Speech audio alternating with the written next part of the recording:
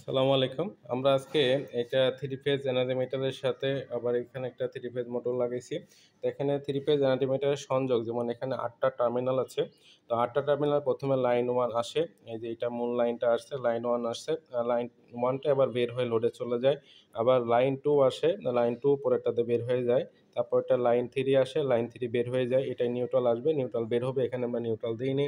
তো নিউট্রাল দেওয়া ভালো, তবে নিউট্রাল ছাড়াও এখানে কাজ করা যাবে কারণ পিসি কয়েলের এক পাশগুলো শর্ট করা আছে। অনুরূপ মোটরের এক পাশের আমরা 3টা লাইন দিছি, অন্য পাশে আমরা শর্ট করে রাখছি, তো স্টার করে রাখছি। এখন আমরা এই সার্কিট ব্রেকার 3টাই কিন্তু অন করে রাখছি। আমরা 3টা যদি অন করে রাখি, আমরা একটা ক্লিপ অন মিটার দিয়ে নিলাম। এবার আমরা সার্কিট ব্রেকার অন করছি, আমাদের মোটরটি রান হয়েছে। আমাদের মিটারটিতেও আমরা ডিসপ্লেতে সব কিছু দেখতে পাচ্ছি। মিটারে অন্য অন্য রিডিং দেখতে গেলে এটা পুশ করে আমরা চেঞ্জ করে নিতে পারি। সেখানে কারেন্ট ফ্রিকোয়েন্সি সব দেখা যায়। এখানে নিউট্রাল কিন্তু লাগে নাই। আর আমাদের দেখেন মোটরে কারেন্ট এসে 1.6 অ্যাম্পিয়ার। এটা হলো মোটরের নো লোড কারেন্ট। এখানে যদি একটা লাইনকে আমরা মিসিং করাই তাহলে কারেন্টটা বেড়ে যাবে। মোটরের শব্দটাও এখন ঠিক নাই, আমরা এটাকে উঠাই দিই।